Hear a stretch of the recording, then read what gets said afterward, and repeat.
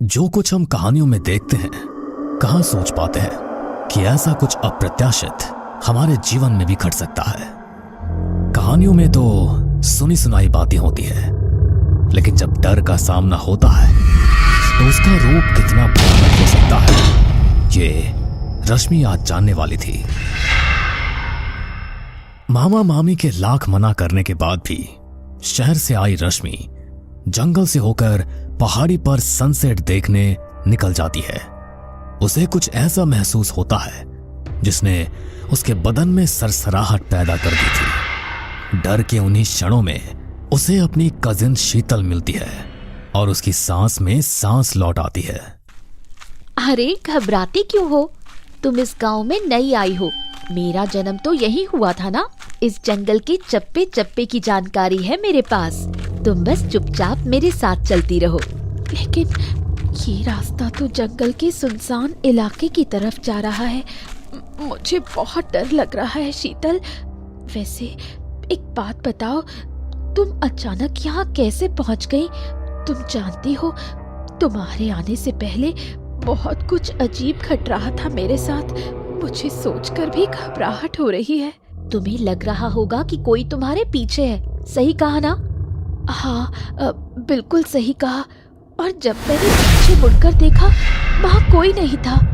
रश्मि ने महसूस किया शीतल साइकिल के शीशे की ओर देखकर कुछ अजीब सी मुस्कान दे रही है। घबराकर उसने भी आईने में देखा तो उसके पैरों तले जमीन खिसक गई। आईने में सिर्फ रश्मि दिखाई दे रही थी। शीतल का अक्स आईने में नजर ही नहीं आ रहा था। रश्मि के माथे पर अचानक पसीना आ गया था और पैर मानो बर्फ हो गए थे। तूने बताया नहीं, तू अचानक यहाँ कैसे आई? मामी जी तो किसी को भी अकेले जंगल जाने नहीं देती, फिर तू यहाँ कैसे? तो तुझे पता चल ही गया। तुम शीतल नहीं हो? मैंने ठीक कहा था ना? शीतल का रूप बनाकर छल कर रही हो मेरे साथ। कौन हो तुम? रश्मि के इतना कहते ही शीतल डरावने रूप में आ गई। उसके बाल हवा में उड़ने लगे, चेहरा डरावना हो गया और रश्मि के कानों में उसकी तेज चीख सुनाई देने लगी। चीख को सुनकर रश्मि ने घबराकर अपने कानों पर हाथ रख लिया था और फिर वो बेतहाशा जंगल में दौड़ने लगी। अचानक ही उसका पैर किसी चीज से टकराया और वो एक सूखे कुएं में जा गिरी। रश्मि जैसे एक दूसरी दुनिया में आ गई थी, जहां से शायद उसकी आवाज भी बाहर नहीं जा रही थी। अगले ही पल रश्मि की चीख जंगल में गुम हो गई थी और उसका नामो निशान गायब हो गया। दूसरी ओर जब देर शाम तक भी रश्मि लौट कर नहीं आई तो सबको उसकी चिंता सताने लगी। पूरे गांव के लोग रश्मि को ढूंढने के लिए निकल पड़े, लेकिन रश्मि का कहीं कोई पता नहीं मिल रहा था। अरे ये देखो, उसका रक्षा कवच भी कमरे में पड़ा हुआ मिला है। क्या जरूरत थी मेरे मना करने के बाद भी जंगल में जाने की? शीतल की साइकिल भी गायब है। इसका मतलब वो जानबूझकर साइकिल लेकर अकेले ही जंगल गई है।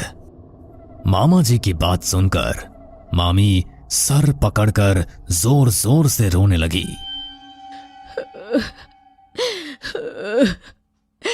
अब रश्मि लौट के ना आएगी।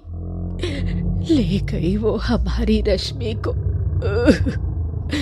अब मैं जीजी को क्या मुंह दिखाऊंगी? हे भगवान, ये क्या अनर्थ हो गया। ये सब क्या कह रहे हैं आप लोग? देखिए, ये सच नहीं हो सकता। अरे रश्मि किसी मुसीबत में होगी, हम लोग ढूंढेंगे तो मिल ही जाएगी। जंगल में कोई जंगली जानवर तो नहीं है ना? हो सकता है किसी जानवर से डरकर छिपकर बैठी हो। कोई जानवर नहीं है इस जंगल में, सबको खा गई वो। उसकी भूख एक दिन इस पूरे गांव को खा जाएगी। ठीक है, अगर ऐसी बात है तो मैं जाऊंगा रश्मि को ढूंढने और वापस लेकर आऊंगा अपनी बहन को। अरे पागल मत बनो मिहिर, इंसान से लड़ा जा सकता है लेकिन वो निशी टाक कोई इंसान नहीं है। एक बार जो जाता है वो कभी लौट कर नहीं आता। बेटा, हमने रश्मि को खो दिया है, अब तुझे नहीं खो सकते। नहीं, मैं जाऊंगा। रश्मि मेरी छोटी बहन है, उसे लिए बिना मैं वापस नहीं लौट सकता। अब जो होगा देखा जाएगा। या तो हम दोनों वापस लौट आएंगे, या फिर आप मान लेना कि मैं भी वहीं पहुंच गया जहां मेरी बहन है।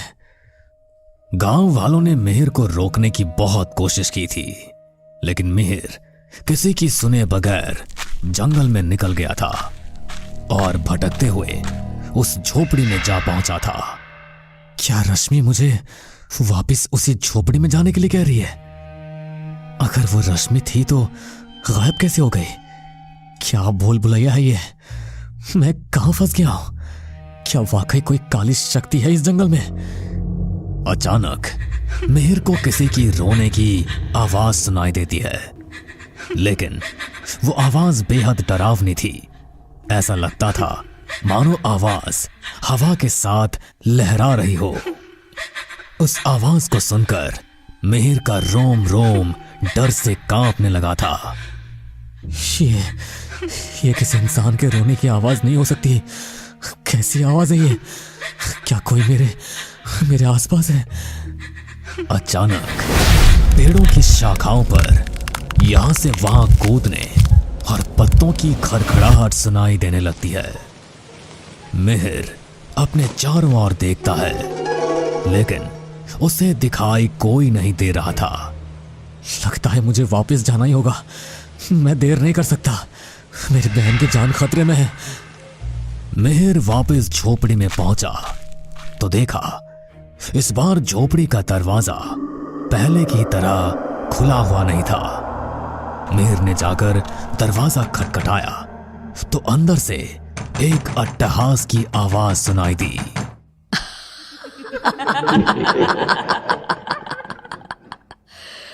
आ गए क्या?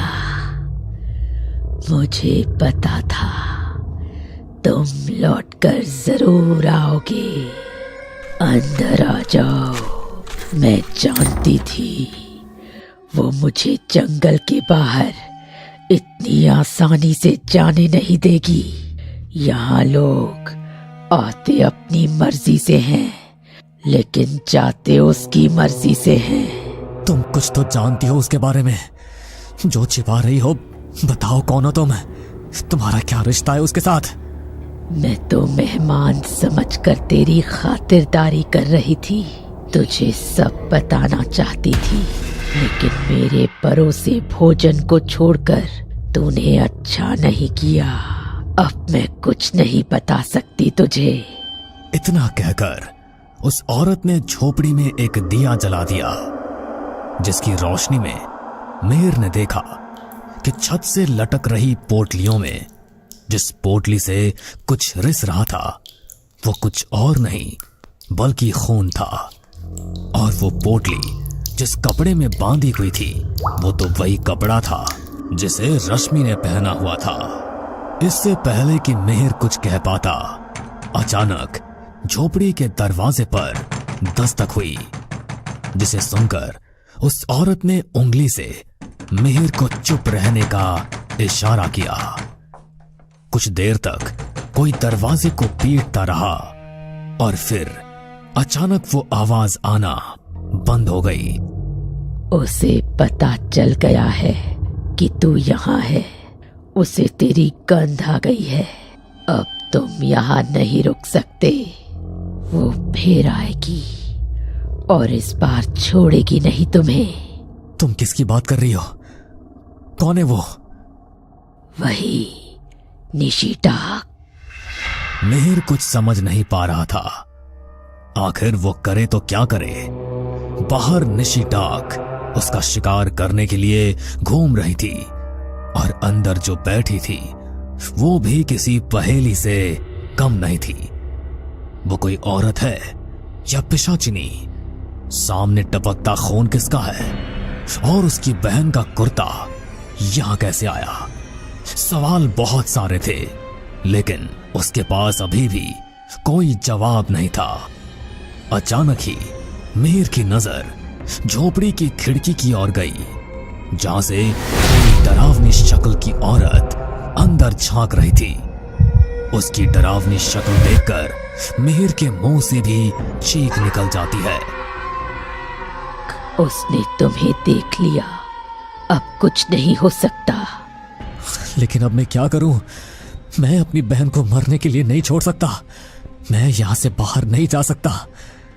अब बस एक ही रास्ता है, तुम्हें वो मांस खाना होगा, उससे वो तुझे पहचान नहीं पाएगी। एक बार फिर से दरवाजे पर दस्तक होनी शुरू हो गई थी।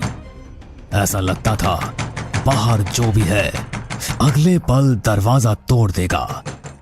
ठीक है, मैं खाने को तैयार हूं, बस मुझे बचा लो। मिहिर की बात सुनकर वो औरत मुस्कुराते हुए एक पात्र में वही मांस परोसकर मिहिर के आगे रख देती है, जिसको देखते ही मिहिर को उल्टी जैसा महसूस होने लगता है। मैं नहीं खा सकता ये, छी, बहुत गंदी बदबू आ रही है, मुझसे नहीं हो पाएगा। तो फिर मैं जाकर उसे बता देती हूँ तू यहाँ छिपा है। मिहिर रोकने के लिए जैसे ही उस औरत का हाथ पकड़ता है, वो जोर से चिल्लाती है और उसी के साथ उसका चेहरा बदल जाता है। उसके चेहरे से अब घूंघट हट चुका था। चेहरे की जगह हड्डियों का ढांचा दिखाई दे रहा था, जिस पर एक बड़ी लाल बिंदी और नथ लगी हुई थी। चीखते हुए वो हवा में अचानक गायब हो गई थी। मिहिर का ध्यान अपने हाथ पर गया तो पाया वह मम्मी जी का दिया रक्षा कवच बंधा हुआ था। तो इस रक्षा कवच ने मेरी रक्षा की, जिसकी वजह से उसे मेरे सामने आना पड़ा। क्या वो औरत ही? अगले पल वो झोपड़ी और औरत दोनों वहां से गायब हो चुके थे। मुझे अभी भी अपनी आंखों पर यकीन नहीं हो रहा। अचानक झोपड़ी कहां गायब हो गई? इसका मतलब जो कुछ भी मैं अभी तक देख रहा था वो मेरी आंखों का धोखा था। मिहिर ने देखा चारों ओर सिर्फ रात का अंधेरा और घना जंगल दिखाई दे रहा था।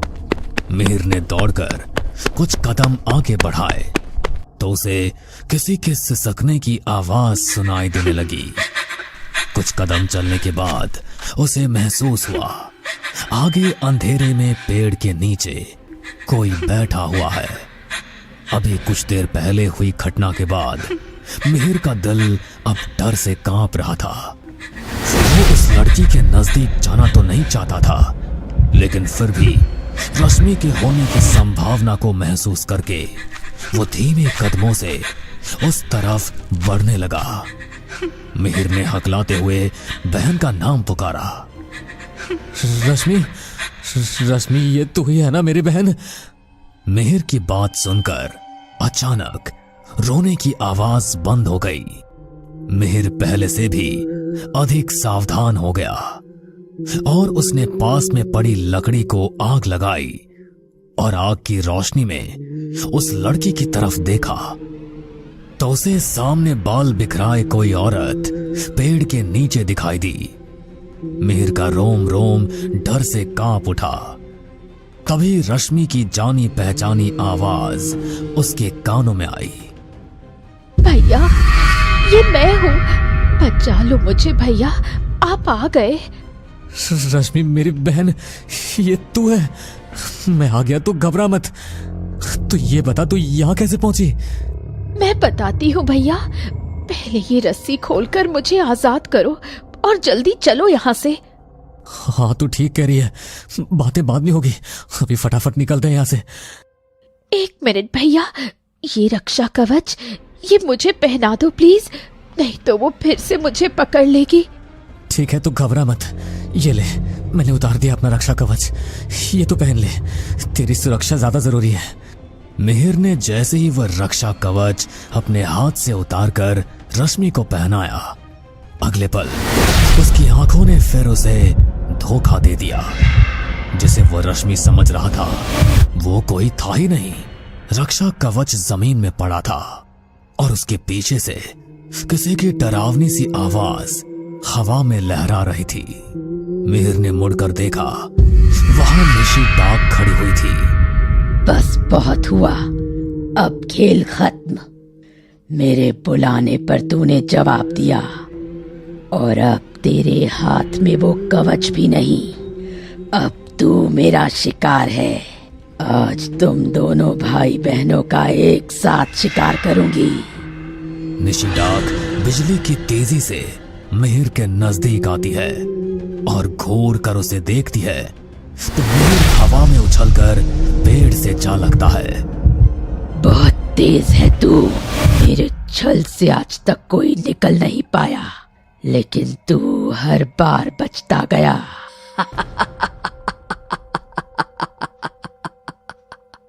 मिहिर का शरीर हवा में ऊपर उठने लगा और अचानक पेड़ की शाखा आकर उसके गले से लिपट गई। मिहिर छटपटा रहा था। तभी डरावनी हंसी हंसते हुए वो औरत आकार में बड़ी हुई और उसने मिहिर के पास आकर पंजे उसकी गर्दन पर गड़ा दिए। मिहिर की आंखें लाल हो गई थी। वो बुरी तरह छटपटा रहा था।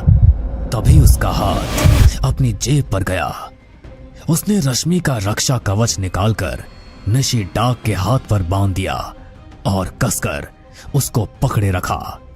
मिहिर आंखें बंद करके जोर जोर से हनुमान चालीसा पढ़ने लगा। शायद ये मिहिर का विश्वास ही था जिसने आज एक निशी डाक को राख का ढेर बना दिया था। उस निशी डाक के खत्म होते ही मिहिर के गले में पड़ी शाखाएं ढीली हो गई और वो नीचे आ गिरा। कुछ ही दूरी पर उसे रश्मि भी एक पेड़ से बंधी हुई दिखाई दी। अपनी बहन को साथ लेकर हनुमान जी का नाम जपते हुए मिहिर वापस लौट आया। लेकिन आज उसे एक बड़ी सीख मिली थी। दुनिया में बुराई और अच्छाई दोनों का अस्तित्व है और अगर इरादे सही हो तो बुराई को अच्छाई से जीता जा सकता है। मिहिर रश्मि को लेकर शहर लौट आया था, लेकिन उस घटना ने उसे हनुमान जी का सच्चा भक्त बना दिया था।